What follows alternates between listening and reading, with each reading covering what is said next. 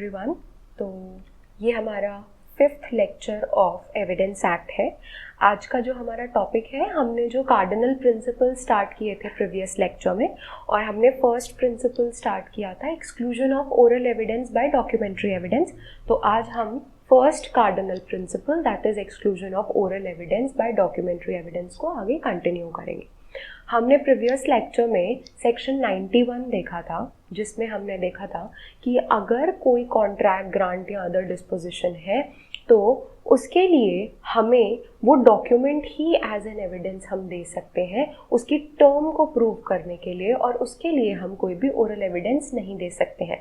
That was the cardinal principle कि oral evidence will be excluded by documentary evidence if we want to prove any term of the contract, grant or disposition, and that too वो वाला contract, grant or disposition which is either required to be law to be documented or it is documented। तो या तो वो document हुआ है या फिर डॉक्यूमेंट हुआ है या नहीं हुआ है, बट लॉ ने बोला था कि ये डॉक्यूमेंट होना चाहिए। सो इन बोथ द केसेस अगर हमें उसकी टर्म को प्रूव करना है तो हमें उसके लिए वो डॉक्यूमेंट देना होगा, सेम जो जिस डॉक्यूमेंट की बात हो रही है, या फिर उसका सेकेंडरी एविडेंस अगर अलाउड है as per the provisions of Indian evidence Act तो हम उसका सेकेंडरी एविडेंस दे सकते हैं। बट इन शॉर्ट हम उसमें ओरल एविडेंस नहीं दे सकते, हमें देना तो उसमें डॉक्यूमेंट्री एविडेंस ही पड़ेगा। So that was the cardinal principle जिसमें हमने देखा exclusion of oral evidence by documentary evidence. आज के लेक्चर में हम सेक्शन 92 देखेंगे which is an extension of section 91, क्योंकि सेक्शन 91 में एक जनरल प्रोविजन दिया है कि ओरल एविडेंस कब नहीं दिया जा सकता है, बट सेक्शन 92 जो है वो सेक्शन 91 के कुछ एक्सेप्शंस देता है कि डॉक्यूमेंट होते हुए भी कब कब किन किन सिचुएशंस में हम फिर भी ओरल एविडेंस दे सकते हैं। सो सेक्शन 92 जो है उसमें बहुत सारे प्रोवाइजोज हैं जो एक्सेप्शंस प्रोवाइड करते हैं। इसके बाद आज के लेक्चर में हम सेक्शन 93 से लेके सेक्शन 99 तक देखेंगे जो इसी कार्डिनल प्रिंसिपल के अदर सेक्शंस है, अदर रेलेवेंट एस्पेक्ट्स है। ऑलराइट, कि अगर कोई डिफेक्ट है किसी भी डॉक्यूमेंट में तो किस तरीके का डिफेक्ट है, डिपेंड्स, जिस तरीके का वो डिफेक्ट है, जो टाइप ऑफ डिफेक्ट है वो उसी पे डिपेंड करेगा कि क्या उस डिफेक्ट को एक्सप्लेन करने के लिए हम ओरल एविडेंस दे सकते हैं या नहीं। ओरल एविडेंस नहीं दे सकते हैं, बार किया गया है as per the cardinal principal, तो वो कौन कौन नहीं दे सकता है, उसके अलावा क्या लोग दे सकते हैं। So all this we will be going to study in today's lecture. So let's start with section 92 of Indian Evidence Act.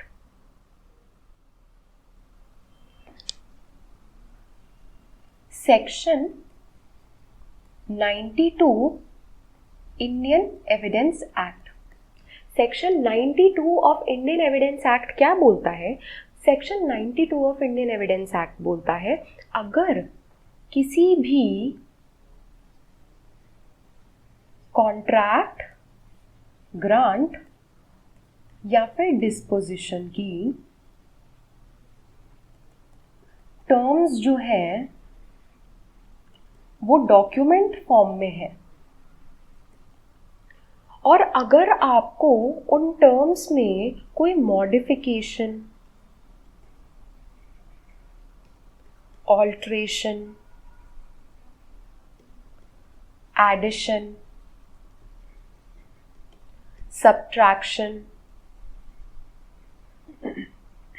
Etcetera करना है तो इसके लिए आप ओरल एविडेंस नहीं दे सकते हो, आपको डॉक्यूमेंट्री एविडेंस ही देना पड़ेगा।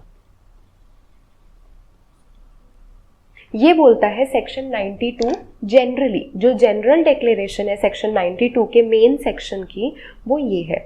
इसके बाद प्रोवाइजो नंबर 1 से लेके प्रोवाइजो नंबर 6 तक एक्सेप्शंस दिए गए हैं। एक्सेप्शंस किसके? इस जनरल डिक्लेरेशन के। जो ये जनरल डिक्लेरेशन हमने अभी पढ़ी, इसके जो एक्सेप्शंस हैं वो प्रोवाइजो नंबर 1 से लेके प्रोवाइजो नंबर 6 तक दिए गए हैं सेक्शन 92 के, जो ये बताते हैं कि अगर कोई कॉन्ट्रैक्ट, ग्रांट या अदर डिस्पोजिशन है और उसके टर्म्स में हमें कुछ मॉडिफिकेशन, ऑल्ट्रेशन, एडिशन, सब्सट्रैक्शन करना है, तो ऐसी कौन सी 6 सिचुएशंस है जिसमें हम ओरल एविडेंस दे सकते हैं. There is no need to depend on the documentary evidence. ये दिया गया है सेक्शन 92 के अंदर. तो हम सेक्शन 92 को रीड करेंगे एंड देन हम समझेंगे तो ये क्या बोलना चाह रहा है. एक बार मैं आपको एक बार जनरली एक एग्जाम्पल से समझा देती हूँ.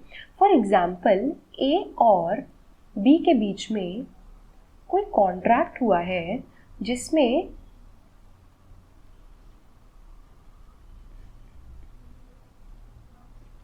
कुछ टर्म्स हैं. ऑलराइट, ये इसकी टर्म्स है. कॉन्ट्रैक्ट क्या है कि ए वॉन्ट्स टू परचेज बीज house for rupees suppose 50 lakh. Alright, now ये सारी चीजें इन टर्म्स में दी गई हैं. तो अब अगर A wants to alter the terms, suppose A B का हाउस परचेज करना चाहता है 50 लाख में. अब ए अगर इस 50 लाख को 30 लाख करना चाहता है, ऑल्टर करना चाहता है, तो इसके लिए ओरल एविडेंस नहीं दिया जा सकता है एज पर सेक्शन 92. उसको सिर्फ ये टर्म्स वाला डॉक्यूमेंट ही प्रूव करना है, कोई ओरल एविडेंस वो नहीं दे सकता है एज पर section 92 of Indian evidence act. Alright, तो दिस इज सेक्शन 92. अब एक बार हम रीड कर लेते हैं बेयर सेक्शन को and then we'll understand it. Alright, so section 92. Section 92 of Indian evidence act, that is exclusion of evidence of oral agreement. All right, जब कोई भी कॉन्ट्रैक्ट, ग्रांट या अदर डिस्पोजिशन ऑफ प्रॉपर्टी की terms, all right, और any matter required by law to be reduced in the form of document have been proved according to the last section, then अगर 91 के according कोई document proved है, that is 91 क्या बोलता है कि 91 ये बोलता है कि अगर कोई कॉन्ट्रैक्ट, ग्रांट या अदर डिस्पोजिशन है, उसके टर्म को अगर हमें प्रूव करना है which is either in the document form or it is required by law to be in document form, तो उसके लिए आप ओरल एविडेंस नहीं दे सकते हो. ये बोलता है सेक्शन 91. सो सेक्शन 91 में जो भी डॉक्यूमेंट प्रूव्ड है उसके लिए आप कोई भी ओरल अग्रीमेंट का एविडेंस नहीं दे सकते हो या फिर ओरल स्टेटमेंट नहीं दे सकते हो for the purpose of contradicting, varying, adding, subtracting its terms. उसके टर्म्स को subtract, add, alter, modify, contradict करने के लिए आपने अगर कोई ओरल अग्रीमेंट किया है. फॉर एग्जाम्पल, मैंने जो ये आपको एग्जाम्पल दिया है, सपोज पहले अमाउंट हुआ था 50 लाख, बाद में दोनों ने बैठ के कुछ नेगोशिएट किया और ओरली दे डिसाइडेड कि 30 लाख कर देते हैं इसको. तो ये 30 लाख के ओरल अग्रीमेंट का एविडेंस यहाँ पे नहीं दिया जा सकता है. Why? Because this document is required by law because it is a sale deed, तो it is required by law to be in writing and registered because of the amount. तो इसका oral agreement का evidence नहीं दिया जा सकता है as per section 92 because ये जो document है ये 91 के according proved है और अब इसको कोई भी आपको इसके terms में modification करना है तो इसके लिए आप oral evidence नहीं दे सकते. oral agreement भी अगर आपका कोई हुआ है उसका भी आप evidence नहीं दे सकते हो, आपको इस document को ही prove करना पड़ेगा. That's it.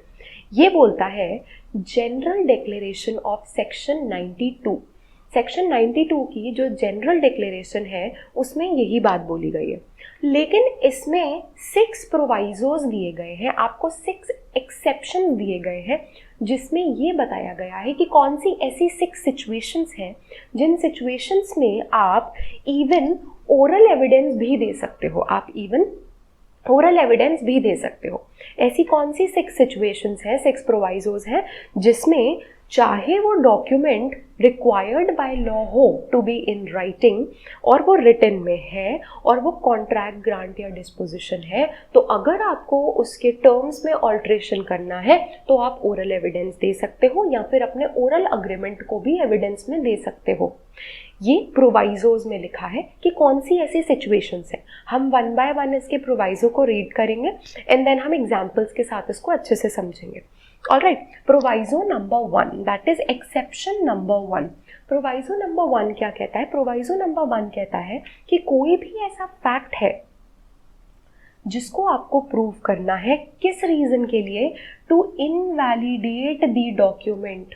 कोई ऐसा फैक्ट है जो आप प्रूव करना चाह रहे हो जिस फैक्ट की वजह से आपका जो डॉक्यूमेंट है विच इज इन राइटिंग वो इनवैलिडेट हो जाएगा, वो या तो वॉइड हो जाएगा या वॉइडेबल हो जाएगा। Alright, entitle any person to any decree और ऑर्डर रिलेटिंग देयरटू। आप उसको इनवैलिडेट करने के लिए डिक्री भी ऑब्टेन कर सकते हो उस सिचुएशन में। वो जो फैक्ट है जिससे कि आप उस डॉक्यूमेंट को इनवैलिडेट करोगे वो या तो फ्रॉड का फैक्ट है, आपने बोला है कि यस हमारे बीच में एक अग्रीमेंट तो हुआ है but then the consent was given under fraud, तो it was not a free consent, therefore the agreement is voidable, contract is voidable at the instance of the suffering party. या फिर intimidation, डरा धमका के आपसे कॉन्ट्रैक्ट या agreement किया गया है, then also the consent is not free, that may lead to coercion also. Illegality, illegal है, सपोज कोई कंसिडरेशन या उसका जो ऑब्जेक्ट है वो इलीगल है। Want of due execution, due execution ही नहीं हुआ है, the sign is not there of the parties. Alright, want of capacity of any of the contracting party, contracting party competent ही नहीं है, दोनों में से कोई एक जो है वो कॉम्पिटेंट नहीं है। फॉर एग्जाम्पल जो एक कॉन्ट्रैक्टिंग पार्टी है, the person is of unsound mind, the person is a minor, तो he is not competent to enter into a contract, तो उस वजह से भी आप उसको इनवैलिडेट करवा सकते हो इस ग्राउंड पे। या फिर वांट और फेलियर ऑफ कंसिडरेशन और मिस्टेक ऑफ फैक्ट और लॉ, या तो कंसिडरेशन का कुछ फेलियर हुआ है, consideration is may be illegal, consideration is may be not valid, या फिर मिस्टेक ऑफ फैक्ट की वजह से है ये अग्रीमेंट, मिस्टेक ऑफ लॉ की वजह से अग्रीमेंट है। सो अगर इनमें से कोई भी ग्राउंड्स ऐसे हैं जिनको अगर आप प्रूव कर दो तो आप उस डॉक्यूमेंट को इनवैलिडेट करवा सकते हो। उस फैक्ट को प्रूव करने के लिए आप ओरल एविडेंस दे सकते हो, ये लिखा गया है प्रोवाइजो नंबर 1 में। So for example, अगर A और B के बीच में कोई कॉन्ट्रैक्ट हुआ है but A's consent was obtained by undue influence, या फिर undue influence या फिर coercion, कोर्शन से उसकी कंसेंट ली गई थी, दैट इज क्रिमिनली इंटिमिडेट करके उसको डरा के उससे कंसेंट ली गई थी, तो that it is not free consent. तो इसके बेसिस पे अगर ये फैक्ट ये प्रूव कर दे कि his consent was obtained in the influence of coercion, तो ये क्या हो जाएगा, ये जो अग्रीमेंट है दोनों के बीच में ये वॉइडेबल हो जाएगा, दैट इज इनवैलिडेट हो जाएगा, इनवैलिडेट हो जाएगा। तो ये जो फैक्ट है जिसके बेसिस पे आप उस अग्रीमेंट को इनवैलिडेट कर सकते हो, ये इसका ओरल एविडेंस इज अलाउड, इसका ओरल एविडेंस आप दे सकते हो। इस पे सेक्शन 92 का जो बार है वो अप्लाई नहीं होगा, इसमें आप ओरल एविडेंस दे सकते हो। ये लिखा गया है प्रोवाइजो नंबर 1 ऑफ सेक्शन 92 में। Alright, so this was about proviso number 1 कि कोई भी ऐसा ग्राउंड है जिसको अगर आप इसको प्रूव कर दोगे तो वो जो आपका डॉक्यूमेंट है, वो जो आपका अग्रीमेंट है, वो जो आपका ट्रांजैक्शन है विच इज बीइंग डॉक्यूमेंटेड, वो इनवैलिडेट हो जाएगा और वो भी इन सारे ये जो जितने भी ये सब ग्राउंड्स दिए हैं इनमें से किसी ग्राउंड पे अगर है तो इनको आप प्रूव करने के लिए ओरल एविडेंस दे सकते हो। आपका सेक्शन 92 का बार 91 का बार इस पे अप्लाई नहीं होगा। Alright, that is the first proviso, the first exception to section 92 of Indian evidence act. Next, अब हम इसमें प्रोवाइजो नंबर 2 पढ़ेंगे। प्रोवाइजो नंबर 2 क्या बोलता है? प्रोवाइजो नंबर 2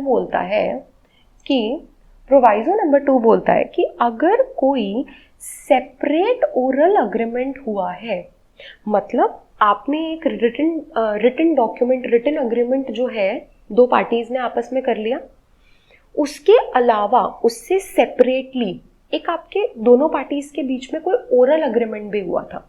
एक हुआ agreement number 1 which is written, but the agreement number 2 which was separate, it was oral in nature, it was an oral agreement between the parties, और वो किसी ऐसे मैटर पे बेस्ड था, वो ओरल अग्रीमेंट किसी ऐसे मैटर पे बेस्ड था जिस मैटर के बारे में दिस डॉक्यूमेंट इज साइलेंट, जिस मैटर के बारे में दिस डॉक्यूमेंट इज साइलेंट। उस मैटर के बारे में उस डॉक्यूमेंट में कुछ नहीं लिखा है, लेकिन आपने उसके लिए एक सेपरेट ओरल अग्रीमेंट किया है, बट उस मैटर की, जिस मैटर के ऊपर आपने ओरल अग्रीमेंट सेपरेट किया है, उसका कोई भी रेफरेंस जो है वो रिटन डॉक्यूमेंट में नहीं है। The document is silent about the fact. All right, and that fact, वो जो फैक्ट है, it is not inconsistent with the terms of the main document. So in that case it may be proved by oral agreement. जो ये oral agreement आपने separately किया है, उस oral agreement को आप प्रूव कर सकते हो, उस पे आपका सेक्शन 92 का बार अप्लाई नहीं करेगा। बट इसकी क्या कंडीशंस है? इसकी कंडीशंस है, प्रोवाइजो नंबर 2 की क्या क्या कंडीशंस है? प्रोवाइजो नंबर 2 की कंडीशंस है कि सबसे फर्स्ट आपने एक सेपरेट ओरल अग्रीमेंट किया है, सेपरेट ओरल अग्रीमेंट किया है। जिस मैटर पे वो ओरल अग्रीमेंट है, document is silent about such matter, document is silent about such matter, also such oral agreement is not inconsistent with the document। अब ये जो ओरल अग्रीमेंट है, फर्स्ट पॉइंट मैंने आपको समझाया कि एक सेपरेट ओरल अग्रीमेंट हुआ है। सेपरेट ओरल अग्रीमेंट होने के बाद हमने क्या देखा कि जिस मैटर पे वो ओरल अग्रीमेंट किया गया है, वो मैटर जो है वो कहीं भी रेफर्ड या रिलेटेड नहीं है उस डॉक्यूमेंट में। That means the document is silent on the matter about which the oral agreement is entered into. Alright, इसके बाद थर्ड कंडीशन क्या है, थर्ड प्री रिक्विजिट क्या है प्रोवाइजो 2 को अप्लाई करने का, कि जो ओरल अग्रीमेंट में आपने जो भी ओरल अग्रीमेंट का मैटर है आपका, वो it should not be in contradiction, it should not be contrary to the written document. Written document में जो भी टर्म्स दिए गए हैं, आपके ओरल अग्रीमेंट वाला मैटर वो रिटन डॉक्यूमेंट के टर्म्स से कॉन्ट्राडिक्टरी नहीं होना चाहिए। It should not be controversial, contradictory or inconsistent, that is opposite somewhere to the written document। वो उसके साथ इन लाइन होना चाहिए, उससे मिलता जुलता होना चाहिए, उसके बिल्कुल ऑपोजिट नहीं होना चाहिए, बिकॉज उससे क्या होगा, एक कॉन्फ्लिक्ट क्रिएट हो जाएगा। Now which one to follow, आप ओरल अग्रीमेंट में फॉलो करोगे या रिटन डॉक्यूमेंट को फॉलो करोगे, बिकॉज दोनों अगर कॉन्ट्राडिक्टरी इनकंसिस्टेंट हो गए तो it may create a conflict. तो इसीलिए it should not be inconsistent with the written document. Alright, fourth essential क्या है, the court will consider the formal nature of the document। जो कोर्ट है वो उस डॉक्यूमेंट का फॉर्मल नेचर जो है उसको भी कंसिडर करेगा. फॉर एग्जाम्पल मैंने दिखा, let's just read it. In considering whether और not the proviso applies. So ये जब हम डिसाइड कर रहे होंगे कि ये प्रोवाइजो अप्लाई होगा या नहीं, दैट मीन्स ये एक्सेप्शन के अंदर फॉल होगा या नहीं, तो कोर्ट जो होगा वो उसकी डिग्री ऑफ फॉर्मेलिटी को भी अंडरस्टैंड करेगा, कंसिडर करेगा, एनालाइज करेगा कि ये डॉक्यूमेंट कितना फॉर्मल है, ऑलराइट. अब एक बार इन सबको समझ लेते हैं.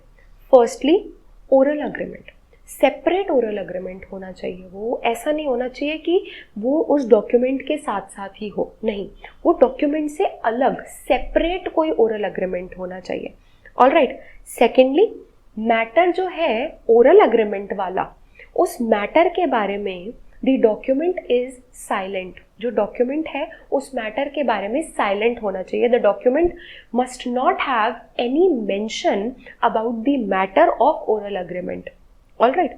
थर्ड एसेंशियल क्या है, ओरल अग्रीमेंट जो है वो रिटन डॉक्यूमेंट से इनकंसिस्टेंट नहीं होना चाहिए, रेपग्नेंट नहीं होना चाहिए. It should be in line with और in relation to the written document. Alright. Fourth वाला क्या बोलता है कि अगर जब हम ये कंसिडर कर रहे होंगे कि इस प्रोवाइजो को हमें अप्लाई करवाना है या नहीं, तो उससे पहले हम degree of formality of the document को एनालाइज करेंगे. Degree of formality of the document का मतलब क्या है कि ये जो डॉक्यूमेंट है ये कितना फॉर्मल नेचर का है. अगर कोई डॉक्यूमेंट एक्सट्रीमली फॉर्मल नेचर का है तो उसमें देयर आर चांसेस कि ओरल एविडेंस अलाउ नहीं हो. वाई? बिकॉज सेपरेट अग्रीमेंट आप कब करते हो, सपोज क्या होता है ना, कहीं आपने डॉक्यूमेंट एक फॉर्म कर लिया, कोई दो लोगों के बीच में कोई अग्रीमेंट हुआ है which is a highly formal agreement, एक बहुत ही फॉर्मल डॉक्यूमेंट, फॉर्मल अग्रीमेंट हुआ है दो लोगों के बीच में. बट फॉर एग्जाम्पल उसके बाद उनके बीच में कोई ओरल अग्रीमेंट भी हुआ है, तो कोर्ट क्या करेगा ना, कोर्ट प्रोवाइजो अप्लाई करने से पहले ये देखेगा कि वो जो डॉक्यूमेंट है वो कितना फॉर्मल है. बिकॉज अगर कोई डॉक्यूमेंट बहुत फॉर्मल नेचर का है तो ऐसे चांसेस होने बहुत कम है कि डॉक्यूमेंट फ्रेम करते time the parties would have made any mistake.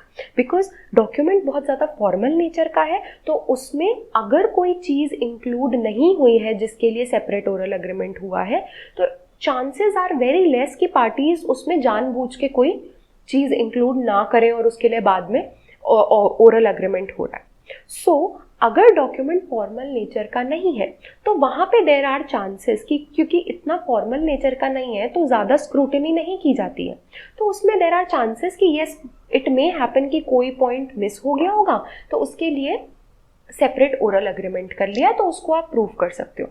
But अगर बहुत फॉर्मल नेचर का डॉक्यूमेंट है तो उसमें जो चांसेस है मिस्टेक होने के कि कोई पॉइंट इंक्लूड होना छूट जाए, उसमें the chances are very less. इसीलिए जो भी उस फॉर्मल डॉक्यूमेंट में ऑन द फेस लिखा होता है उसी को माना जाता है. बिकॉज बहुत फॉर्मल डॉक्यूमेंट को बहुत केयरफुली फ्रेम किया जाता है, ड्राफ्ट किया जाता है, उसमें chances of mistake of parties are very less.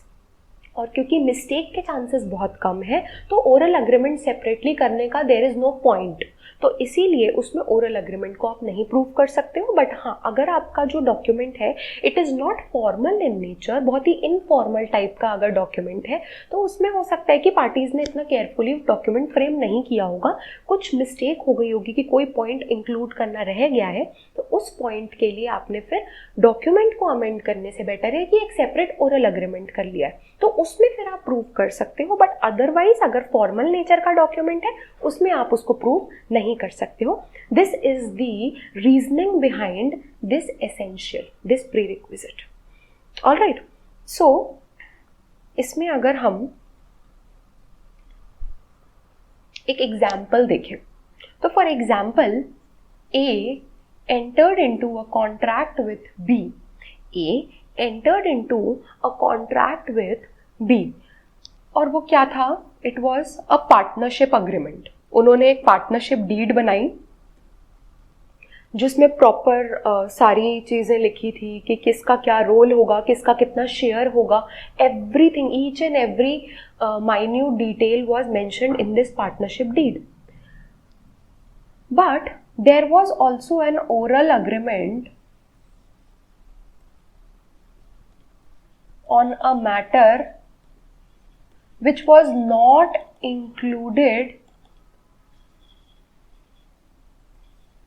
in deed. ये जो deed है इसमें included नहीं था. So in that case court will not allow the parties to prove oral agreement. Why? Because this document is highly formal in nature. एक partnership deed जो होती है वो बहुत केयरफुली बनाई जाती है, क्योंकि पार्टनर्स क्या बिजनेस किस तरीके का होने वाला है, पार्टनर्स के रिलेशंस किस तरीके के होने वाले हैं, किस तरीके से एक पार्टनर के एक्ट का कॉन्सिक्वेंस इफेक्ट दूसरे पार्टनर्स पे होगा, वो सारी चीज़ें कहाँ लिखी होती है, डीड में लिखी होती है. So the document being highly formal in nature, the chances of mistake are very less because this deed is made very carefully. So that is the reason कि इसमें हम oral agreement को allow नहीं करेंगे prove करने के लिए. So proviso 2 यहाँ पे apply नहीं होगा. All right. So इसको और हम अभी illustrations देखेंगे, उसमें भी हम इसमें इसके examples देखेंगे. So this was proviso number 2. एक बार इसका जो notes है, notes का कुछ है इसमें, हम read कर लेते हैं. If there is a document which is not extremely formal and document is silent on the fact that there are chances that it is silent because of the party's mistake, because extremely formal नहीं है, तो हाँ इसमें ये जो point के लिए वो silent है, हो सकता है कि पार्टी की मिस्टेक की वजह से वो पॉइंट उसमें इंक्लूड नहीं हुआ हो, इसीलिए the document is silent on that fact.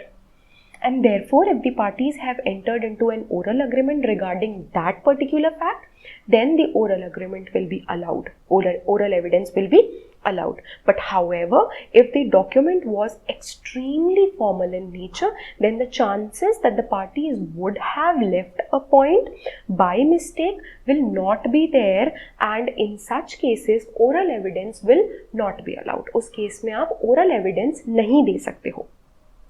All right, so this is the case. Next, अगर ये this was all about proviso number 2. Proviso number 3 अगर हम देखें, proviso number 3 is existence of एक separate oral agreement हुआ है, मतलब आपने कोई अग्रीमेंट किया है डॉक्यूमेंट फॉर्म में, उससे सेपरेटली कोई ओरल अग्रीमेंट हुआ है which is separate from the document, separate oral agreement constituting a condition precedent to the attaching of any obligation under such contract, grant or other disposition may be proved. All right. अब क्या बोला गया है इसमें? इसमें ये बोला गया है कि कोई डॉक्यूमेंट आपने फ्रेम किया है, मतलब आपने कोई कॉन्ट्रैक्ट किया है विच इज डॉक्यूमेंटेड, बट उससे हटके सेपरेटली आपने कोई ओरल अग्रीमेंट किया है, और वो ओरल अग्रीमेंट किस चीज़ के लिए हुआ है? उस ओरल अग्रीमेंट में आपने कोई कंडीशन प्रेसिडेंट किए हैं, कोई कंडीशन मेंशन कर दी है जो कि एक कंडीशन प्रेसिडेंट है to the contract which is documented. तो उस कंडीशन को प्रूव करने के लिए आप ओरल एविडेंस दे सकते हो. दैट मीन्स आप अपने ओरल अग्रीमेंट को प्रूव कर सकते हो. वो कंडीशन कैसी है? सपोज कोई ऐसी कंडीशन है जिस पे वो कॉन्ट्रैक्ट पूरा का पूरा बेस्ड है, कोई ऐसी कंडीशन है जिस पे वो पूरा का पूरा ग्रांट बेस्ड है, कोई ऐसी अब इसको कंडीशन प्रेसिडेंट क्यों बोला गया है? कि जब तक ये कंडीशन फुलफिल नहीं होगी वो कॉन्ट्रैक्ट एग्जीक्यूट नहीं हो सकता है. सो इसीलिए कोई कंडीशन प्रेसिडेंट मतलब उस कॉन्ट्रैक्ट के फुलफिल होने के पहले ये कंडीशन फुलफिल होना बहुत ज़रूरी है. उस कंडीशन के लिए अगर कोई सेपरेट ओरल अग्रीमेंट हुआ है, उस कंडीशन को प्रूव करने के लिए आप ओरल एविडेंस दे सकते हो. दैट इज आप अपने ओरल अग्रीमेंट को प्रूव कर सकते हो. एग्जाम्पल देते हैं हम इसमें. फॉर एग्जाम्पल, ए ने बी के साथ एक कॉन्ट्रैक्ट किया है for purchase of house for ₹50 lakh. All right, but separately A ने बी के साथ एक ओरल अग्रीमेंट भी किया है। उस ओरल अग्रीमेंट में ए ने बी को बोला था कि आई will purchase your house for ₹50 lakh only if it has a swimming pool. अगर आपने उसमें स्विमिंग पूल प्रोवाइड किया है सिर्फ तभी मैं वो प्रॉपर्टी लूंगा, मैं वो घर लूंगा, बिकॉज मेरी जो कंडीशन है that is a swimming pool. Swimming pool अगर है then I will purchase the property, अगर स्विमिंग पूल नहीं है तो I will not purchase the property. तो swimming pool is the condition precedent जिसपे ये वाला कॉन्ट्रैक्ट बेस है। अगर ये कंडीशन फुलफिल होगी तभी ये कॉन्ट्रैक्ट एग्जीक्यूट होगा। अगर ये कंडीशन नहीं फुलफिल हुई तो obviously this contract will not be executed because उसकी priority is swimming pool and not the house. अगर स्विमिंग पूल है तो वो घर लेगा, अगर स्विमिंग पूल नहीं है तो वो घर नहीं लेगा। सो ये कंडीशन प्रेसिडेंट ओरल अग्रीमेंट में हुआ है which is separate oral agreement. तो इन दैट केस इस कंडीशन को प्रूव करने के लिए oral evidence can be given. इस कंडीशन को प्रूव करने के लिए condition of a swimming pool which is a condition president, तो इस स्विमिंग पूल की कंडीशन प्रेसिडेंट को प्रूव करने के लिए आप ओरल एविडेंस दे सकते हो। यही लिखा गया है प्रोवाइजो नंबर 3 में, प्रोवाइजो नंबर 3 में। ऑल राइट, बट इसमें इसके एसेंशियल्स क्या क्या है? एक तो जो ओरल अग्रीमेंट आपका होना चाहिए वो सेपरेट होना चाहिए, और दूसरी बात उस ओरल अग्रीमेंट में जो मैटर होना चाहिए वो मैटर उस कॉन्ट्रैक्ट का या उस ग्रांट का या उस डिस्पोजिशन का कंडीशन प्रेसिडेंट होना चाहिए। उसकी कंडीशन प्रेसिडेंट दैट इज कोई ऐसी कंडीशन जिसकी फुलफिलमेंट उस कॉन्ट्रैक्ट के एग्जीक्यूशन से पहले होनी है। ऑल राइट, तो उसी पे वो कॉन्ट्रैक्ट डिपेंडेंट है। तो इन दैट केस उस कंडीशन का अगर आपको प्रूफ देना है, क्योंकि उस कंडीशन जो है वो तो उस कॉन्ट्रैक्ट में है नहीं, तो उस कंडीशन को प्रूव करने के लिए आप ओरल एविडेंस दे सकते हो। आप अपने ओरल अग्रीमेंट जो सेपरेट ओरल अग्रीमेंट हुआ है उसको भी प्रूव कर सकते हो। ऑल राइट, तो इस केस में आपका सेक्शन 92 का जो बार है वो अप्लाई नहीं होगा। ये बोला गया है प्रोवाइजो नंबर 3 में। All right, so this was about proviso number 3, proviso number 3. अब हम अगर बात करते हैं proviso number 4 की, अब हम देखेंगे proviso number 4 को। तो proviso number 4 क्या बोलता है कि अगर कोई distinct subsequent oral agreement है, अभी तक हम क्या देख रहे थे? Separate oral agreement. अभी तक हमने प्रोवाइजो 2 में, प्रोवाइजो 3 में क्या देखा? Separate oral agreement. बट यहाँ पे ओरल अग्रीमेंट को बहुत अच्छे से इन्होंने स्पेसिफिकली उसकी कुछ फीचर्स मेंशन किए हैं कि प्रोवाइजो 4 में जो ओरल अग्रीमेंट होना चाहिए वो कैसा होना चाहिए? फर्स्टली वो डिस्टिंक्ट होना चाहिए, सेकेंडली वो सब्सिक्वेंट होना चाहिए। तो अब अगर हमें प्रोवाइजो नंबर 4 को अप्लाई करना है तो उसमें सबसे पहले जो ओरल अग्रीमेंट होना चाहिए वो डिस्टिंक्ट होना चाहिए एंड सब्सिक्वेंट होना चाहिए। ऑल राइट, अब डिस्टिंक्ट का क्या मतलब है? डिस्टिंक्ट का मतलब है सेपरेट फ्रॉम द डॉक्यूमेंटेशन। जब डॉक्यूमेंटेशन हुआ है, कोई अग्रीमेंट हुआ, उसका डॉक्यूमेंटेशन हुआ है, उससे अलग हटके सेपरेटली आपका कोई ओरल अग्रीमेंट हुआ है एंड वो डिस्टिंक्ट और सेपरेट होने के साथ साथ सब्सिक्वेंट होना चाहिए। मतलब ऐसा नहीं है कि ये आपने अभी डॉक्यूमेंटेशन कराया उसके साथ साथ ही आपने ओरल अग्रीमेंट कर लिया है, या फिर पहले ओरल अग्रीमेंट कर लिया है देन डॉक्यूमेंट बनाया। इट शुड बी सब्सिक्वेंट, मतलब डॉक्यूमेंटेशन के बाद आपने कोई अग्रीमेंट किया, उसको डॉक्यूमेंट फॉर्म में करवाया और उसके बाद आपने सब्सिक्वेंटली आफ्टर दैट आपने कोई ओरल अग्रीमेंट किया है। इसके आगे रीड करते हैं, and that oral agreement is for what? Is to either resigned or modify the grant, contract or disposition, it may be proved except in the cases when such contract, grant or disposition is required by law to be in writing or has been registered according to the Registration Act. All right. तो इस case में क्या बोला जा रहा है कि जो ओरल अग्रीमेंट होना चाहिए, सबसे पहले तो वो डिस्टिंक्ट होना चाहिए, सेपरेट होना चाहिए, एंड सेकेंडली वो ओरल अग्रीमेंट सब्सिक्वेंट होना चाहिए. सब्सिक्वेंट होने का क्या मतलब है?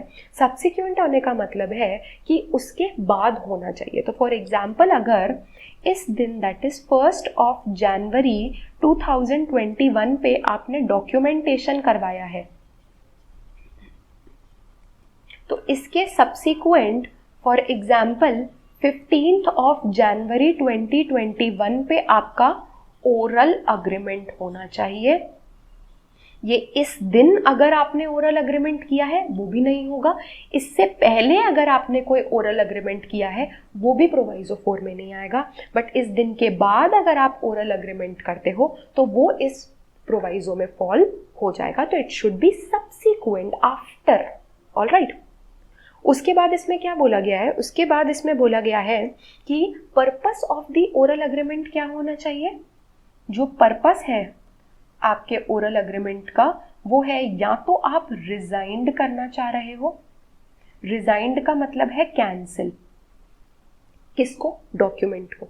जो डॉक्यूमेंट आपने प्रीवियसली, ये वाला जो डॉक्यूमेंटेशन किया है previously to the oral agreement, उसको आप कैंसिल करना चाहते हो, रिजाइंड करना चाहते हो, या फिर मॉडिफाई करना चाहते हो, उसमें कुछ चेंजेस करना चाहते हो. तो उसके लिए आपने सब्सिक्वेंटली कोई ओरल अग्रीमेंट किया है उस डॉक्यूमेंट को मॉडिफाई करने के लिए.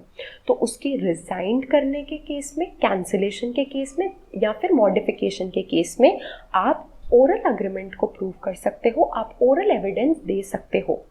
बट एक्सेप्ट किन केसेस में आप सब्सिक्वेंट और डिस्टिंक्ट ओरल अग्रीमेंट भी नहीं प्रूव कर सकते हो. प्रोवाइजो 4 किस केस में अप्लाई नहीं होगा?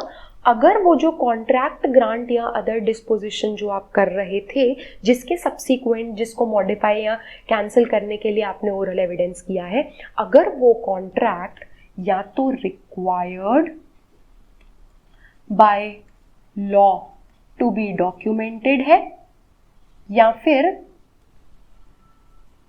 रजिस्ट्रेशन एक्ट के अकॉर्डिंग रजिस्टर्ड है, रजिस्ट्रेशन एक्ट के अकॉर्डिंग रजिस्टर्ड है, तो फिर उसके लिए आप ओरल एविडेंस नहीं दे सकते हो. Because this is a common sense कि अगर कोई लॉ बोल रहा है कि कोई डॉक्यूमेंट है जो रिटन ही होना चाहिए, तो ऑब्वियसली उसका कैंसिलेशन और उसका मॉडिफिकेशन भी रिटन ही होना चाहिए, बिकॉज वो भी उसका पार्ट एंड पार्सल ही हुआ. और अगर आपने किसी डॉक्यूमेंट को रजिस्टर करवा लिया है, वो भी रजिस्ट्रेशन एक्ट के अंडर जाके रजिस्ट्रार के पास, तो इन दैट केस ऑल्सो आप उसमें कैंसिल करना चाह रहे हो, उसका रिसेशन या उसका मॉडिफिकेशन करना चाह रहे हो, तो वो भी एक रजिस्टर्ड डॉक्यूमेंट से ही आप कर सकते हो, आप ओरली नहीं कर सकते हो. तो इसीलिए इन 2 केसेस में proviso 4 will not apply. But other than these 2 cases, अगर कोई ओरल अग्रीमेंट आपने किया है which is distinct, separate from the written document and it is subsequent to the written document and the purpose of such oral agreement is either to resign the contract or to modify the contract, grant or other disposition, then in that case proviso 4 will apply और आप उसके लिए oral evidence दे सकते हो. oral evidence आप दे सकते हो. ये दिया गया है प्रोवाइजो नंबर 4 में. प्रोवाइजो नंबर 4 में ये चीज़ दी गई है. All right. So this is all about proviso number 4. इसमें हम अभी आगे इलस्ट्रेशंस देखेंगे तो उसमें हम देख लेंगे, बट इसमें एक बार नोट्स में क्या दिया है वो रीड कर लेते हैं. Proviso 4 will apply only in those cases where oral agreement entered after the transaction of documentation is over. Documentation पूरा खत्म हो चुका है आपका, उसके बाद जाके आपने ओरल एविडेंस किया है विच इज सब्सिक्वेंट. कई बार होता है डॉक्यूमेंटेशन का जो काम है वो सपोज 1 वीक का है पूरा, तो वो पूरा 1 वीक खत्म होने के बाद आपने ओरल अग्रीमेंट किया होना चाहिए, तभी वो प्रोवाइजो 4 में फॉलो होगा. Alright, if the oral agreement was done contemporaneous का मतलब है along with the documentation, subsequent नहीं माना जाएगा वो, तो उसमें आप oral evidence नहीं दे सकते हो. If it was in continuity of the transaction of document, मतलब अगर 1 week का documentation process है और उस पूरे week में कभी भी अगर आप oral agreement कर लेते हो तो भी वो subsequent नहीं माना जाएगा, तो भी oral evidence नहीं allow होगा. ये सिर्फ उन केसेस में अलाउ होगा जब ओरल अग्रीमेंट तब हुआ है जब पूरा ट्रांजैक्शन जो है डॉक्यूमेंटेशन का वो कंप्लीट हो चुका है और पार्टीज अलग से एक ओरल अग्रीमेंट करती हैं, तभी सिर्फ प्रोविजो 4 अप्लाई होगा, अदरवाइज नॉट. एक्सेप्शन क्या कहता है? एक्सेप्शन ये कहता है कि where it is required by law to be in writing और रजिस्टर्ड, उस केस में प्रोविजो 4 अप्लाई नहीं होगा. अब हम आते हैं प्रोविजो नंबर 5 पे. प्रोविजो नंबर 5 कुछ कस्टम के बारे में बात करता है. क्या बोलता है कि अगर कोई यूसेज या कस्टम है जिससे जो कस्टम है which is not expressly mentioned in the contract and that custom is not repugnant, it is not repugnant or inconsistent with the terms of the contract, तो उस कस्टम को प्रूव करने के लिए आप ओरल अग्रीमेंट कर सकते हो. फॉर एग्जाम्पल मैं आपको ये एक्सप्लेन कर देती हूँ. प्रोविजो 5 जो है ये किसी यूसेज या फिर कस्टम के केस में होता है अगर ये यूसेज और कस्टम एक्सप्रेसली मेंशन्ड नहीं है इन द कॉन्ट्रैक्ट, तो इस कस्टम को या यूसेज को प्रूव करने के लिए, because it is not there in the contract, तो उसको प्रूव करने के लिए आप ओरल एविडेंस दे सकते हो. बट ओनली सिर्फ तभी आप ओरल एविडेंस दे सकते हो जब ये यूसेज और custom is not inconsistent with the terms of the contract. ये कॉन्ट्रैक्ट, ग्रांट या अदर डिस्पोजिशन के एक्सप्रेस टर्म्स से इनकंसिस्टेंट या कॉन्ट्राडिक्टरी नहीं होना चाहिए. Only then you can give oral evidence of such usage और कस्टम. अब फॉर एग्जाम्पल ए ने बी से एक कॉन्ट्रैक्ट किया है एक लैंड खरीदने का. ऑलराइट, यहां से लेके यहां तक का जो लैंड है ये पूरा ये खरीदने का इसने एक अग्रीमेंट कॉन्ट्रैक्ट किया है. But according to the usage जो चलता आ रहा है अभी तक, जब भी इस लैंड की, इस पर्टिकुलर लैंड की कोई बात होती थी तो इससे एडजॉइनिंग एक स्मॉल पीस ऑफ लैंड है जो अलग है, इसको भी हमेशा इसी में इंक्लूडेड माना जाता है. It is a practice which is being like used from time immemorial. कब से ये प्रैक्टिस यूज हो रही है? ये यूसेज है कोई. ऑलराइट, बट ए और बी ने इसी लैंड का कॉन्ट्रैक्ट किया है. इनका जो अग्रीमेंट है इसमें इसके बारे में कोई मेंशन नहीं है. ओनली यहां से लेके यहां तक स्पेसिफिक एरिया डायमेंशन के साथ मेंशन किया गया है. इन दैट केस क्या हम इसको इसमें कि ये इसमें इंक्लूडेड है इसका ओरल एविडेंस दे सकते हैं? नहीं, इस केस में नहीं दे सकते हैं because it will be inconsistent with the express terms of the contract. Terms में क्योंकि डायमेंशन एग्जैक्टली मेंशन की गई है तो उसके अगेंस्ट हो जाएगा ये, क्योंकि फिर डायमेंशंस चेंज हो जाएगी अगर हम इसको इंक्लूड करेंगे तो इन दैट केस हम नहीं दे सकते. अदरवाइज आप दे सकते हो because it is a custom which is being practised, तो उस केस में आप दे सकते हो. बट इसमें क्योंकि वो डायमेंशंस के अगेंस्ट जा रहा है तो आप नहीं दे सकते. बाकी इसके इस वाले प्रोवाइजो के कई सारे इलस्ट्रेशंस भी हैं, अभी हम वो देखेंगे सारे के सारे. So that is proviso number 5.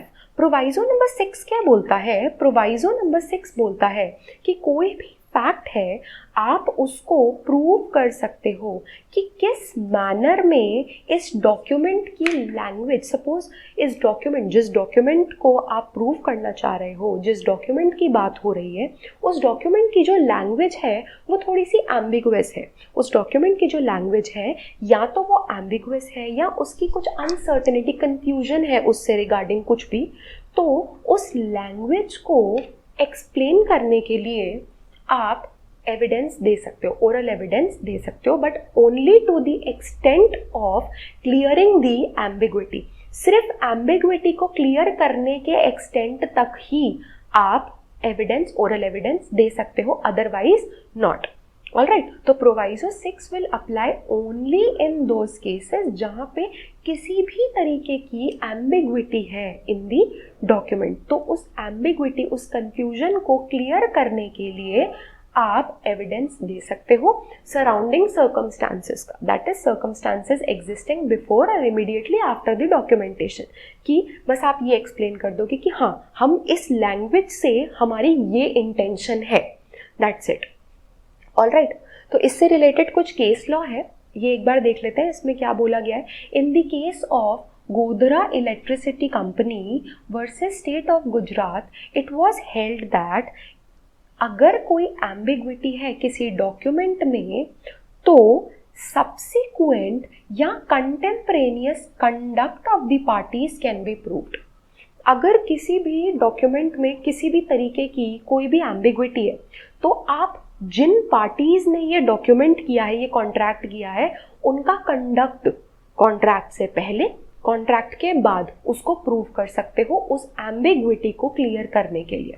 Alright, second case, in the case of SBI another versus Mula Sahakari Sahakar कारखाना लिमिटेड 2006 सुप्रीम कोर्ट, इसमें क्या बोला गया था कि अगर प्रोवाइजो 6 को अप्लाई करना है तो किसी तरीके की एम्बिग्विटी इन द डॉक्यूमेंट होना बहुत ज़रूरी है। अगर डॉक्यूमेंट की लैंग्वेज क्लियर है तो फिर इसमें प्रोवाइजो 6 अप्लाई नहीं होगा, तब आप नॉर्मल एक्सप्लेनेशन देने के लिए आप ओरल एविडेंस यूज़ नहीं कर सकते हो। बट हाँ, अगर आपके डॉक्यूमेंट में किसी भी तरीके की एम्बिग्विटी है तो उसको एक्सप्लेन करने के लिए only to the extent of clearing that ambiguity आप ओरल एविडेंस दे सकते हो। Alright, we'll start reading the illustrations now, और इलस्ट्रेशन से हम लोग समझेंगे कि किस तरीके से ये मीनिंग है इसका। Alright, illustration number 1, illustration number 1 क्या है कि a policy of insurance is effected on goods in ship from Calcutta to London. Calcutta से लंदन कोई शिप से गुड्स जा रहे हैं, उसका इंश्योरेंस हुआ है। The goods are shipped in a particular ship which is lost, वो ship lost हो जाता है, तो the fact that particular ship was orally accepted from the policy cannot be proved। अब जो पर्सन है जिससे इंश्योरेंस क्लेम किया जा रहा है वो पर्सन क्या बोलता है कि कोई हमारा ओरल अग्रीमेंट हुआ था कि ये पर्टिकुलर शिप जो है वो इस पॉलिसी के अंदर कवर नहीं होगा, मतलब इस पर्टिकुलर शिप के साथ कुछ भी हो जाए वो इस पॉलिसी में कवर नहीं होगा, तो ये ओरल अग्रीमेंट प्रूव नहीं होता है। क्यों? क्योंकि ये कहीं भी किसी भी ऊपर वाले प्रोवाइजो में फॉल नहीं हो रहा है।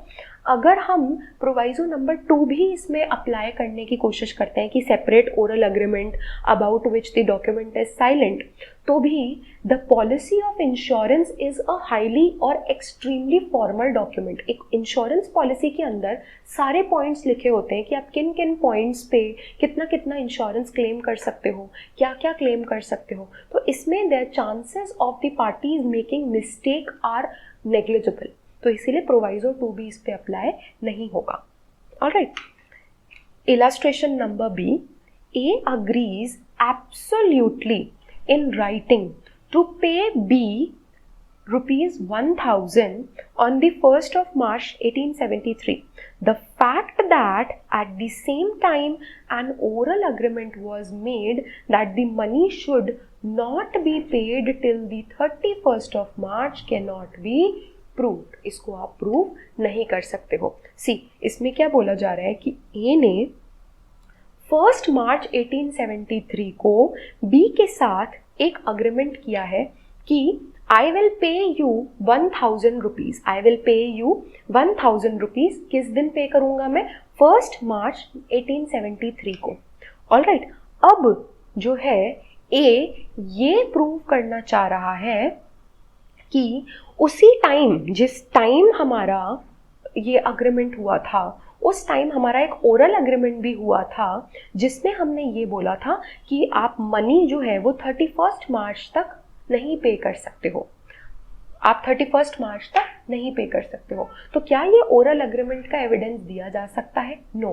फर्स्टली ये किसी प्रोवाइजो में फॉल नहीं हो रहा है, क्योंकि सेपरेट ओरल अग्रीमेंट जो है वो यहाँ पे नहीं दिखाया गया है कि सेपरेटली ओरल अग्रीमेंट हुआ है, और अगर हुआ भी है तो it is inconsistent with the terms of the contract.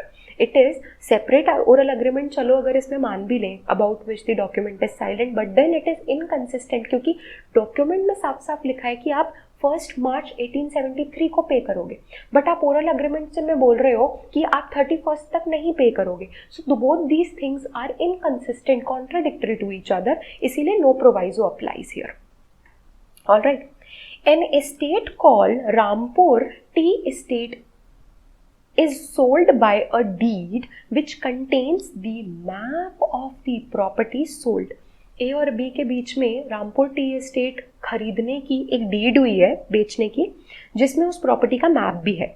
All right, the fact that land not included in the map, अब उस जो प्रॉपर्टी का मैप है उसमें कोई लैंड इंक्लूड नहीं हुआ है, that piece of land, but उस पीस ऑफ लैंड को हमेशा यूसेज या कस्टम रहा है कि उस रामपुर टी एस्टेट का पार्ट ही माना जाता है, बट देन वो जो प्रॉपर्टी बेचने का इंटेंशन है वो उसके मैप में नहीं दिखा है, जो अभी मैंने आपको एग्जाम्पल दिया था प्रोवाइजो नंबर 5 का।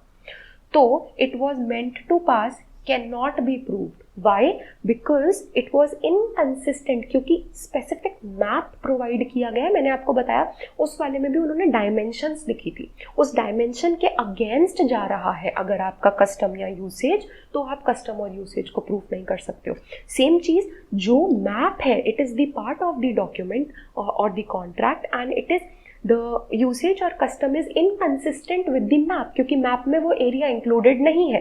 सो therefore प्रोवाइजो 5 यहाँ अप्लाई नहीं होगा। यहाँ अगर मैप नहीं होता तो हम फिर भी उसको कर लेते, बट मैप प्रोवाइड किया गया है तो it will be inconsistent with the document, तो in that case proviso 5 will not apply. All right, तो इलस्ट्रेशन नंबर डी देखेंगे हम। इलस्ट्रेशन नंबर डी क्या बोलता है? इलस्ट्रेशन नंबर डी बोलता है कि ए ने कोई रिटन कॉन्ट्रैक्ट किया है बी के साथ, किस चीज़ के लिए? माइंस करने के लिए, कुछ माइनिंग के लिए ए ने बी से एक रिटन कॉन्ट्रैक्ट किया है। द प्रॉपर्टी ऑफ बी, ये जो माइनिंग वाली प्रॉपर्टी है ये बी की प्रॉपर्टी है। ऑल राइट, और कुछ टर्म्स थे इनके। A was induced to do so by misrepresentation of B as to the value. अब ये अग्रीमेंट या कॉन्ट्रैक्ट करते समय बी ने ए को जो वैल्यू बताई थी उस प्रॉपर्टी की, अपनी प्रॉपर्टी की, वो गलत बताई थी। तो based on that misrepresentation A ने अपनी कंसेंट दी थी, therefore it is not a valid consent, it is not a free consent, and A can invalidate the document, invalidate the contract or by proving the misrepresentation of fact. So in that case oral evidence can be given, proviso number 1, proviso number 1. all right, E देखते हैं हम अब। A institutes a suit against B for specific performance of a contract. A ने B के against कोई suit किया है for specific performance of a contract, और उसने ये भी प्लीड किया है कि कॉन्ट्रैक्ट को रीफॉर्म किया जाए as one of its provision as that provision was inserted by mistake, कि इस कॉन्ट्रैक्ट को आप रीफॉर्म करो, एक तो स्पेसिफिक परफॉर्मेंस करवाओ और इस कॉन्ट्रैक्ट को रीफॉर्म करो, मतलब ऑल्टर करवाना है, क्योंकि इसमें जो एक सपोज अगर टर्म नंबर 2 जो है इसकी वो मिस्टेक से ऐड हुई है, उसको हटवाना पड़ेगा हमें। ऑल राइट, तो इसे प्रूव करने के लिए कि मिस्टेक हुई थी, इस वजह से ये टर्म नंबर 2 ऐड हुई है, उसका जो है ओरल एविडेंस दिया जा सकता है। ऑल राइट, क्यों? क्योंकि ये भी प्रोवाइजो नंबर 1 में आएगा। ऑल राइट, एफ देखते हैं हम। एफ में क्या लिखा है? ए जो है वो गुड्स ऑर्डर करता है बी के by a letter in which nothing is said about the time of payment and accepts the good on delivery.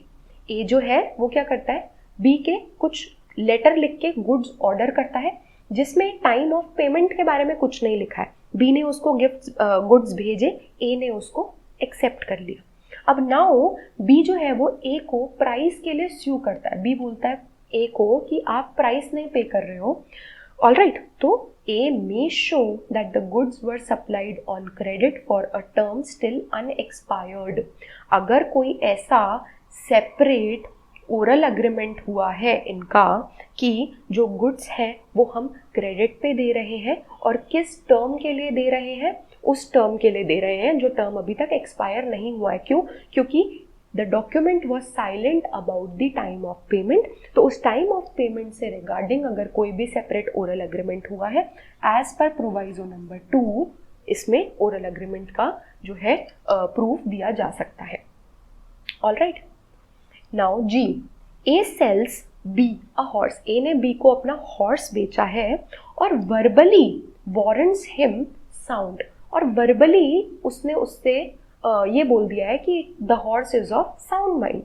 But A gives a paper in these words, और ए जो है वो B को एक paper जो है वो लिख के देता है।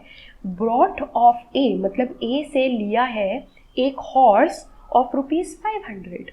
ऑलराइट, इसमें साउंडनेस के बारे में कुछ भी नहीं लिखा था। उस पेपर में क्या लिखा था, बी ने ए से एक हॉर्स लिया है 500 रुपीज में, और साउंडनेस वाली जो बात है, साउंडनेस ऑफ द हॉर्स वाली की हॉर्स साउंड माइंड का है, उसके बारे में एक वर्बल अग्रीमेंट हो गया है दोनों में। ऑलराइट, तो इसमें ये जो वर्बल अग्रीमेंट हुआ है इसको प्रूव किया जा सकता है under proviso number 3। Why? Because it is a separate oral agreement and ये ओरल अग्रीमेंट साउंडनेस के बारे में था which is a condition precedent of the contract. जो भी इन दोनों के बीच में अग्रीमेंट हुआ है टू सेल और बाय द हॉर्स, इसका कंडीशन प्रिसीडेंट है। क्योंकि कोई भी पर्सन एक अनसाउंड माइंड का हॉर्स नहीं खरीदेगा, तो it is a condition precedent कि अगर हॉर्स साउंड होगा तभी आप वो अग्रीमेंट एग्जीक्यूट कराओगे, अदरवाइज नॉट। तो in that case proviso number 3 will apply and oral evidence can be given of such verbal warranty. Alright, now H, A hires a lodging of B. A जो है वो B का कुछ lodging accommodation है जिसको higher करता है, और बी को एक कार्ड देता है जिसपे क्या लिखा होता है, रूम्स ₹200 अ मंथ, मतलब रूम एक महीने के लिए 200 रुपीज पे दिया गया है। तो ए इसमें वर्बल अग्रीमेंट को प्रूव कर सकता है कि this term were to include partial board, कि हम अगर पार्शियली भी अकोमोडेट कर रहे हैं तो उसमें वो भी आ सकता है। अगर इस तरीके का कोई सेपरेट ओरल अग्रीमेंट हुआ है तो वो प्रूव हो सकता है। Why? Because it was not, ये जो है इसमें कितना बोर्डिंग अलाउड है, पार्शियल या कंप्लीट, उसके बारे में the document is silent, and ये सिर्फ एक कार्ड है जिसपे उसने उसको लिख के दे दिया है। It is not a formal document, it is informal document, informal document. तो इसमें आप ओरल अग्रीमेंट का एविडेंस दे सकते हो। बट यही अगर ए ने बी का कोई लॉज हायर किया होता 1 साल के लिए, और एक स्टैम्प्ड अग्रीमेंट के थ्रू अटॉर्नी ने जो अग्रीमेंट बनाया है उसके थ्रू अगर किया होता, जो डॉक्यूमेंटेशन है, जो अग्रीमेंट है, और अगर वो फिर भी उस बोर्डिंग वाले पॉइंट पे साइलेंट होता तो नहीं कर सकते थे आप ओरल अग्रीमेंट से प्रूव। क्यों? क्योंकि ये जो है it is a highly formal document, तो proviso number 2 will not apply. Alright, तो इसमें दोनों चीजें बता दी गई हैं कि प्रोवाइजो नंबर 2 कब अप्लाई हुआ है, कब नहीं अप्लाई हुआ है। Alright, now next, A applies to B for a debt due to A by sending the receipt for the money. A जो है वो बी को बोलता है कि जो डेट ड्यू है आपका, उसकी रिसिप्ट भेजता है उसको कि ये डेट आपको वापस करना है। बी क्या करता है, वो रिसिप्ट अपने पास रख लेता है बट फिर भी पे नहीं करता है उसको वो डेट। तो क्या ए जो है वो इसको प्रूव कर सकता है? जब वो उसको अमाउंट के लिए, डेट के लिए स्यू करेगा, क्योंकि उसने पे नहीं किया तो उसको अब वो स्यू करेगा, केस करेगा, तो इसमें क्या वो ये फैक्ट प्रूव कर सकता है ओरली कि बी ने वो रिसीव की, रिसिप्ट अपने पास रखी बट स्टिल पे नहीं किया है? Yes, he can prove this because it is not a term of the contract, plus ये रिसिप्ट की बात हो रही है। रिसिप्ट ना ही कोई कॉन्ट्रैक्ट होता है, ना ही कोई ग्रांट होता है, ना ही कोई डिस्पोजिशन होता है। एक रिसिप्ट सिर्फ एक डिक्लेरेशन होती है कि this person owe this person this much amount, that's it. इसके अलावा इसमें कोई और चीज़ नहीं होती है। तो ये इसमें ना ही 91 अप्लाई होगा, ना ही 92 अप्लाई होगा, तो आप प्रूव कर सकते हो, तो इस पर बार अप्लाई नहीं होगा। ऑलराइट, लास्ट इलस्ट्रेशन है, illustration number J. A and B make a contract in writing to take effect upon the happening of certain contingency। कि ये जो हमारा कॉन्ट्रैक्ट है ये कंटिंजेंट कॉन्ट्रैक्ट है कि कोई कंटिंजेंट सिचुएशन है, अगर वो हैपन होगी तभी हमारा जो कॉन्ट्रैक्ट है वो हम लोग उसको इफेक्टिव करेंगे, एग्जीक्यूट करेंगे। ये जो राइटिंग है ये बी को दे देता है, who sues A upon it। बाद में A B को परफॉर्मेंस के लिए sue करता है, तो A में show the circumstances under which it was delivered, कि किस circumstances में वो डिलीवर हुई थी। दैट मीन्स A ये बोल सकता है कि ये तो कंटिंजेंट था, अब वो सिचुएशन हुई ही नहीं तो परफॉर्म नहीं होगा ये contract, it was a contingent contract. तो अगर A को ये बात प्रूव करनी है तो ओरल एविडेंस दिया जा सकता है। Why? Because it is not a term of the contract, it is just the condition of the contract, कि किस सर्कमस्टांसेस में वो कॉन्ट्रैक्ट एंटर हुआ था। आप डॉक्यूमेंट की कोई टर्म नहीं प्रूव कर रहे हो, सिर्फ सर्कमस्टांसेस प्रूव कर रहे हो, which is not the term of the contract. Hence the bar of section 91, 92 will not apply. तो आप ओरल एविडेंस उसके लिए दे सकते हो। All right, so this was all about section 92, which is very very very very important for your exams। इसके प्रोवाइजोज आपको अच्छे से पता होने चाहिए, इसके इलस्ट्रेशंस आपको पता होने चाहिए, क्योंकि कई बार इसके इलस्ट्रेशंस क्वेश्चंस के फॉर्म में दे दिए जाते हैं, प्रीलिम्स में भी और मेंस में भी, तो इसीलिए ये आपको पता होना बहुत ज़रूरी है। All right, so this was all about section 92। अब हम देखेंगे एक छोटा सा सेक्शन है, सेक्शन 99। सेक्शन 99 बताता है, सेक्शन 99 क्या बताता है कि ये जो सेक्शन 92 का बार है ये किस पे अप्लाई होता है, किस पे अप्लाई होता है, कौन कौन नहीं दे सकता है ओरल एविडेंस। दैट मीन्स उनके अलावा जितने भी लोग हैं वो ओरल एविडेंस दे सकते हैं। तो सेक्शन 99 क्या बोलता है, person who are not the parties to the document, मतलब जिन दो लोगों के बीच में कॉन्ट्रैक्ट हुआ है उन पार्टीज के अलावा और उनके रिप्रेजेंटेटिव्स के अलावा, चाहे उनके लीगल रिप्रेजेंटेटिव्स हों, उनके एजेंट्स हों, कुछ भी हो, उनके एजेंट हो सकते हैं, लीगल एयर्स हो सकते हैं, एग्जीक्यूटर्स हो सकते हैं, एडमिनिस्ट्रेटर्स, वो उनके रिप्रेजेंटेटिव्स हुए, ठीक है। तो उनके अलावा कोई भी और contemporaneous agreement varying the terms of the document का ओरल एविडेंस दे सकता है। Let me explain you this. So the bar of section 92 applies only on the parties to the document and representatives of such parties. Representatives of such parties. Other than them, anyone can give oral evidence, लेकिन सिर्फ किस बात का, कोई भी contemporaneous oral agreement, and that too to vary the terms. तो for example A और B ने एक कॉन्ट्रैक्ट किया है कि A B को 50 लाख रुपीस पे करेगा।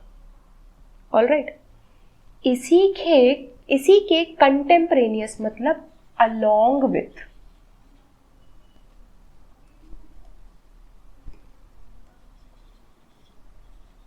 साथ साथ में ही ए और बी एक ओरल अग्रीमेंट करते हैं, बिल्कुल साथ साथ में, रिटन वाले के साथ साथ में, ना उससे पहले ना उसके बाद, उसके कंटेम्परेनियस, मतलब along with that in the transaction only, same transaction में ए ने बी के साथ एक ओरल अग्रीमेंट किया है जिसमें ये अग्री करते हैं कि बी जो है ये वाले 50 लाख रुपए जो है वो सी को दे देंगे, वो सी को दे देगा।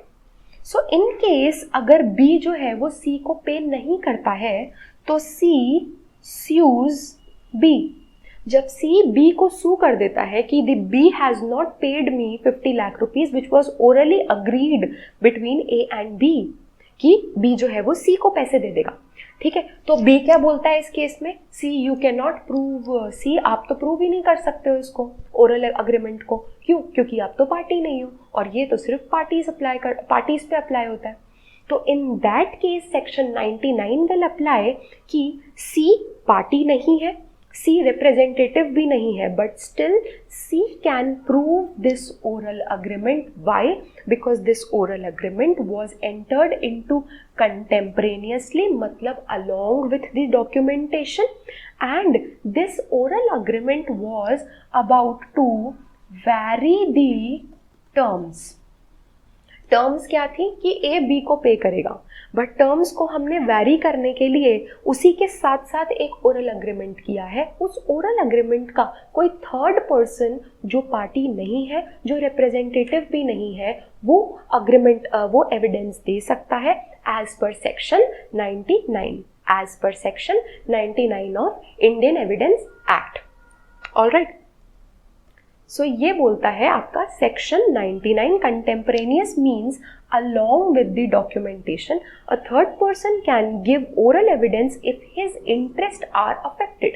यहाँ पे B का C का interest affect हो रहा था, तो he being the third party and बाकी की भी सारी conditions fulfill हो रही है, that is the agreement is contemporaneous and it is for the purpose of varying the terms of the written document, therefore section 99 will apply।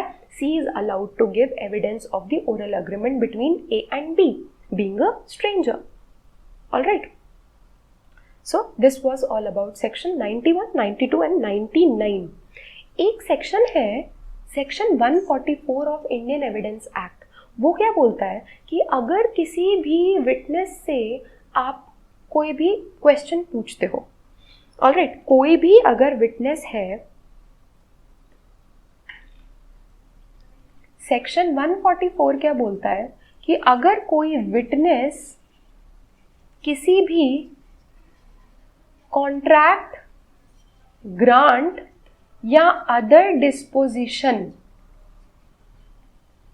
की terms के बारे में कोई एविडेंस देता है कोर्ट में कोई एविडेंस देता है टर्म्स के बारे में, तो पार्टी जो है, और अगर जो एग्जामिनिंग साइड है वो उससे पूछता है कि क्या ये जो टर्म्स, जिस टर्म्स का आप एविडेंस दे रहे हो, ओरल एविडेंस, क्या ये डॉक्यूमेंट फॉर्म में है, इज इट डॉक्यूमेंटेड, क्या ये terms of the contract, grant and disposition क्या ये रिटन फॉर्म में है।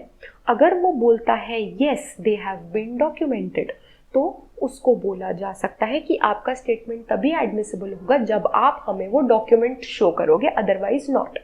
ऑलराइट, एक बार इसको हम रीड कर लेते हैं। Any witness may be asked while he is under examination whether the contract, grant or disposition as to which he is giving the evidence was not contained in a document, और अगर वो बोलता है कि it was, or if he is about to make any statement as to the contents, that is the terms of the document, जो कि court के opinion में वहाँ पे प्रोड्यूस होना चाहिए। ओरल एविडेंस से काम नहीं बनेगा, आपको डॉक्यूमेंट प्रोड्यूस करना है, तो एडवर्स पार्टी ऑब्जेक्शन रेज कर सकती है कि तब तक जब तक डॉक्यूमेंट प्रोड्यूस नहीं हो जाता है तब तक वो आप ओरल एविडेंस जो वो विटनेस दे रहा है वो एडमिसिबल नहीं होगा। ऑलराइट, तो उसको बोला जा सकता है कि आप उस डॉक्यूमेंट को प्रोड्यूस करो। Alright, so that is all about section 144। ये इससे कनेक्टिंग है क्योंकि इसमें टर्म्स ऑफ कॉन्ट्रैक्ट, ग्रांट और अदर डिस्पोजिशन के प्रोसीजर रिलेटेड बात हो रही है, इसलिए यहाँ पे इसको हमने उससे लिंक किया है। ऑलराइट, अब हमें कुछ टॉपिक्स पढ़ने हैं which are very easy and very common sense based topics. Defects. अगर कोई कॉन्ट्रैक्ट, ग्रांट या डिस्पोजिशन है जिसकी टर्म्स के रिगार्डिंग प्रूफ हमें देना है, अगर उस कॉन्ट्रैक्ट, ग्रांट या अदर डिस्पोजिशन में कोई भी डिफेक्ट है, द कॉन्ट्रैक्ट, ग्रांट और disposition that is the document is defective. अब वो डिफेक्ट के केस में क्या उस डिफेक्ट को एक्सप्लेन करने के लिए आप ओरल एविडेंस दे सकते हो? तो it depends on what is the nature of defect. हो सकता है कि वो एक पेटेंट डिफेक्ट हो, which means on the face of document, which is patent का मतलब है which is not hidden, which is very evident. मतलब कोई ऐसी चीज जो कि hidden नहीं है, जो कि सामने on the face of the record, on the face of the document आपको दिख रहा है कि इसमें ये blank छोड़ा गया है. So in that case क्या होगा? एक दूसरा टाइप ऑफ डिफेक्ट क्या होता है? पेटेंट का उल्टा latent defect, which means a hidden defect. कि डॉक्यूमेंट को अगर आप सीधे सीधे पढ़ोगे तो आपको डिफेक्ट नहीं दिखेगा, बट अगर आप उसका इंटरप्रिटेशन देखोगे तो कोई हिडन डिफेक्ट है, वो उस केस में क्या होगा? या फिर ऐसी situation when there is no defect at all, कोई डिफेक्ट है ही नहीं डॉक्यूमेंट में, there is no defect at all, तो क्या होगा? ये अभी हम पढ़ेंगे. All right, this is section 93, section 94, 95 and this is section 94. All right, so let's read section 93 first. So section 93 क्या बोलते हैं कि exclusion of evidence to explain or amend ambiguous document, जो document देखने से ही on the face patently ambiguous है. That means जब language जो है किसी document की on its face एम्बिगुअस है या डिफेक्टिव है, तो उसके लिए आप एविडेंस नहीं दे सकते हो उसके डिफेक्ट को एक्सप्लेन करने के लिए. क्यों? क्योंकि अगर किसी डॉक्यूमेंट में सपोज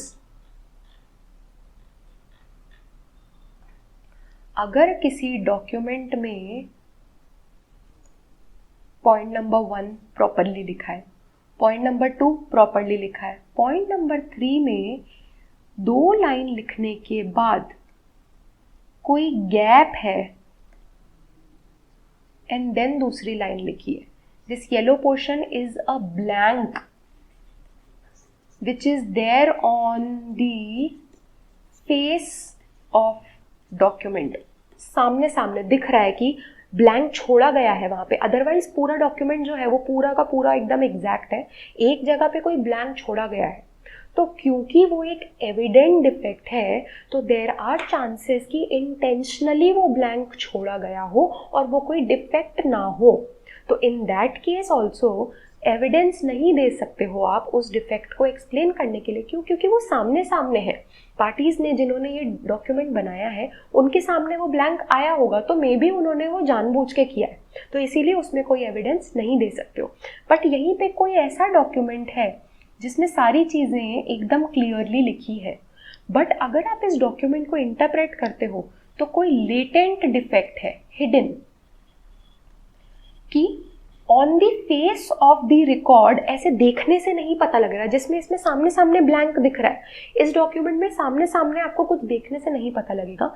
तो इस केस में क्योंकि हिडन डिफेक्ट है तो हो सकता है कि पार्टीज मिस्टेक कर गई हो कुछ और उन्होंने सामने सामने उनको दिखा ना हो ऑन द फेस, तो evidence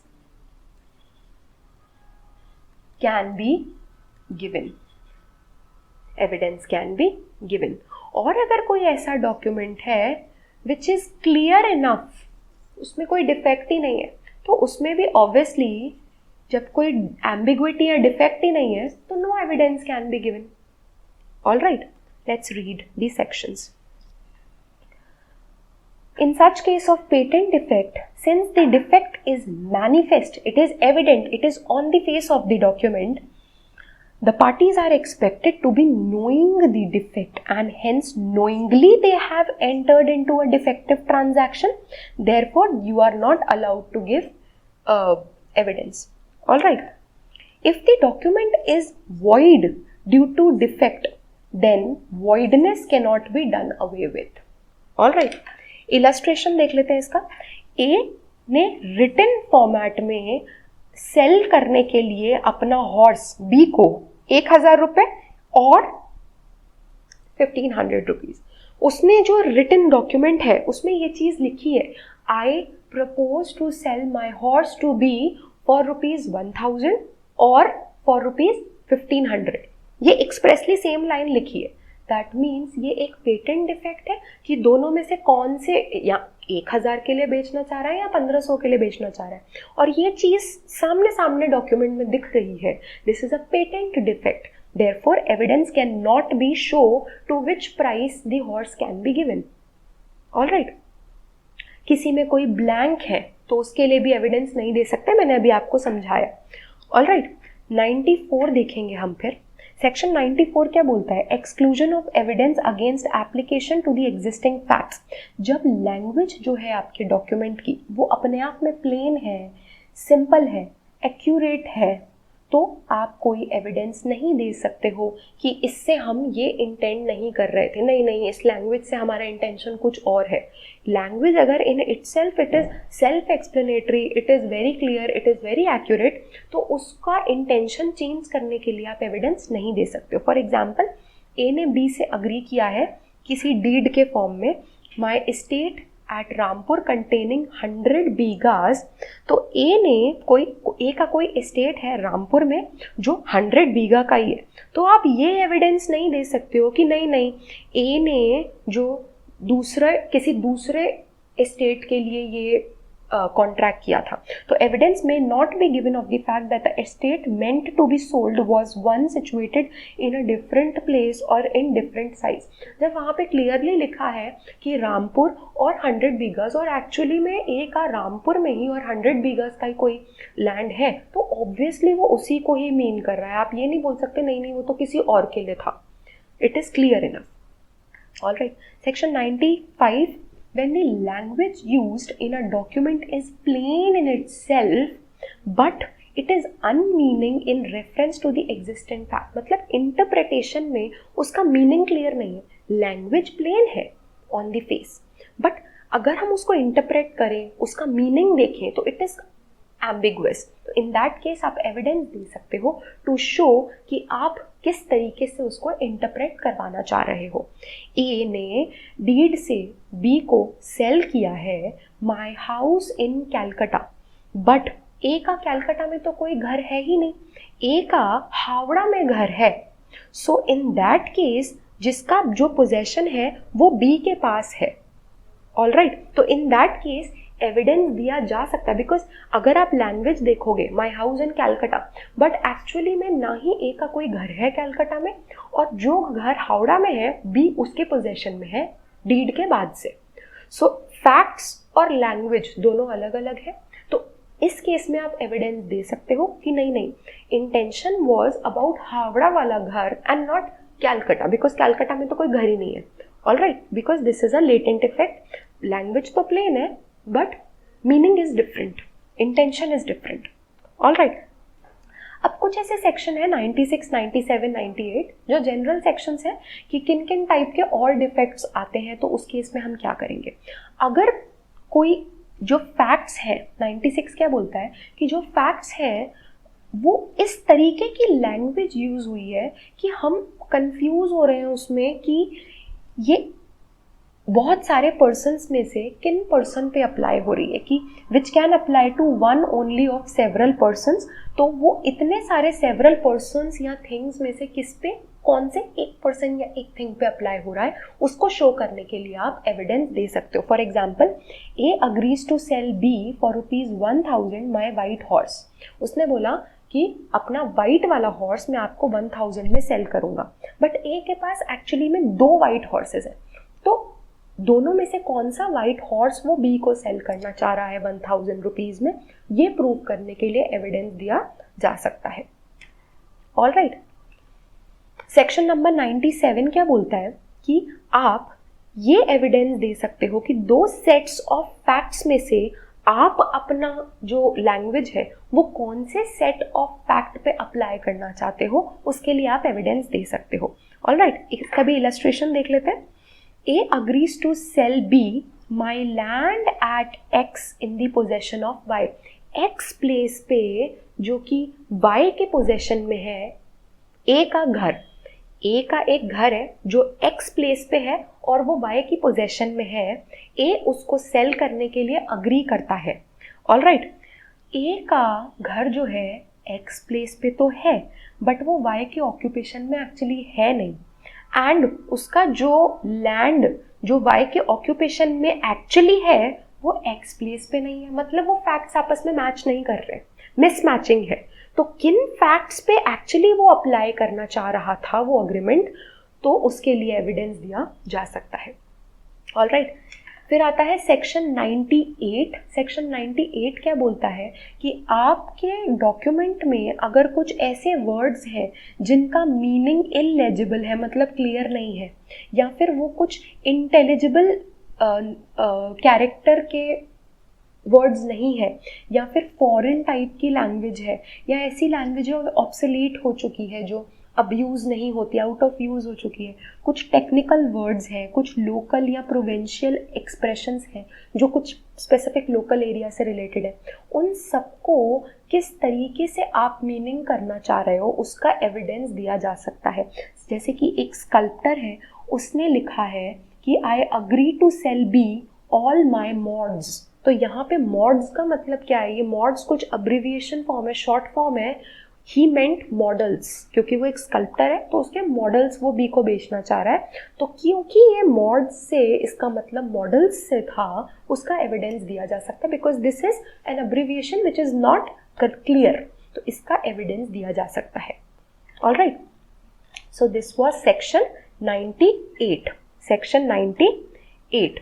alright, so this was all about today's lecture कि हमने आज सेक्शन 92 पढ़ा, देन हमने सेक्शन 99 पढ़ा, देन हमने सेक्शन 144 का रेफरेंस लिया, देन हमने सेक्शन 93 से लेके 98 तक पढ़ा.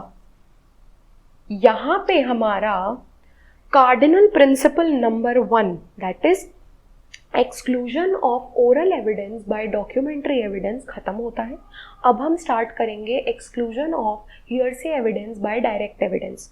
बट उससे पहले आपको ये जो हमारा फर्स्ट प्रिंसिपल है इसके नोट्स प्रिपेयर करने हैं, इसका रिविजन करना है, इसके सेक्शंस को 3 to 4 टाइम्स, ये 91 से लेके पूरा 99 तक जितने सेक्शंस हैं उनको आपको multiple times like 3 to 4 minimum times आपको उसको रीड करना है. उसके कीवर्ड्स का एक्सप्लेनेशन मैंने जिस तरीके से आपको लेक्चर्स में समझाया है उसको आपको अपने नोट्स के फॉर्म में लिखना है, नहीं तो आपको हमारे नोट्स फॉलो करने हैं. बट आपको अपने शॉर्ट नोट्स इस पे बना के रखने हैं ताकि आप आगे रिविजन अपना कर पाओ. ये जो पूरा टॉपिक है प्रीवियस लेक्चर और ये वाले लेक्चर वाला, ये बहुत ज़्यादा इम्पॉर्टेंट है आपके प्रीलिम्स के लिए, आपके मेंस के लिए स्पेशली, क्योंकि ये ना प्रॉब्लम बेस्ड क्वेश्चंस आते हैं. इसके इलस्ट्रेशंस मैंने सारे के सारे क्यों डील किए, क्योंकि इलस्ट्रेशंस के ही क्वेश्चंस आते हैं मेनली इसमें से, या फिर थोड़ा सा मॉडिफाई कर देते हैं इलस्ट्रेशंस को और उसी को क्वेश्चन फॉर्मेट में पूछते हैं. So this is very very important topic. You have to prepare this topic very carefully, read the provisions multiple number of times so that आप उसके कीवर्ड्स को समझ पाओ, याद रख पाओ और उसको आप आंसर्स में यूज़ कर पाओ. Alright, so it is very important. That is all for today's lecture. Please prepare this topic very carefully. Till then, have a nice day. Take care. Thank you.